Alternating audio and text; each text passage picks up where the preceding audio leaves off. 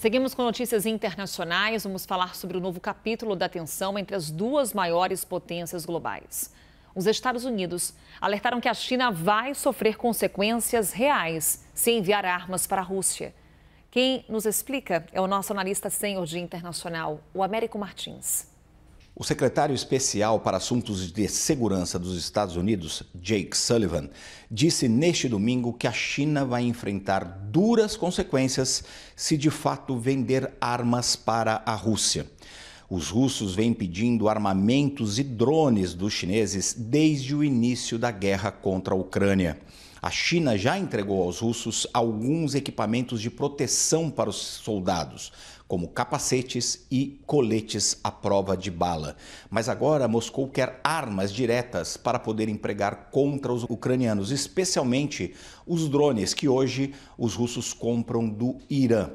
A segurança dos Estados Unidos e também os serviços de inteligência detectaram que já estão acontecendo negociações entre Moscou e Pequim com relação ao preço dessas armas e quantidades. Ainda não está certo se a China de fato vai vender essas armas para Moscou.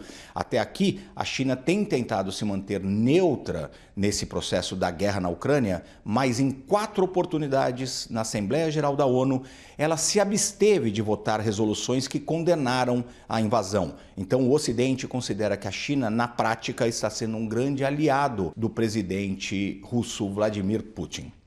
Américo Martins, de Londres, para a CNN Brasil. Graziela Testa, aqui já de volta comigo.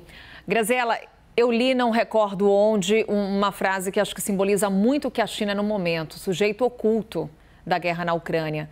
Mas a China protagoniza uma história de tensão com os Estados Unidos, como eu falava há pouco.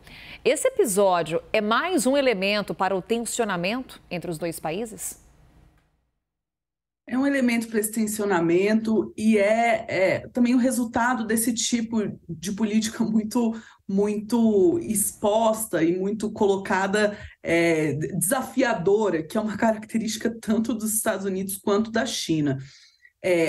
Enquanto isso se processar na arena da diplomacia e isso não tiver uma consequência direta, enfim, né, de fato, de posicionamento em relação à guerra, todos ganhamos, né? Acho que o resto do mundo todo ganha, porque se essas duas potências de fato aumentam essa tensão, isso gera uma necessidade de posicionamento em volta, inclusive com consequências econômicas, de exportação, enfim, a gente já viu algumas questões relacionadas a isso também, elas também têm esse embate com relação a essa competição na área econômica de exportação. Então, é um desafio tentar entender como que isso funciona e o que é ameaça, o que pode ser efetivo.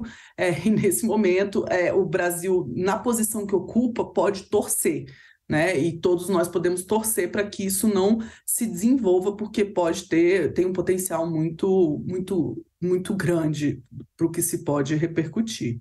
Então vamos falar um pouquinho de Brasil, Graziela, porque Lula foi aos Estados Unidos e a guerra esteve na pauta. Lula vai à China, agora em março, e guerra deve estar entre os temas da conversa com Xi Jinping.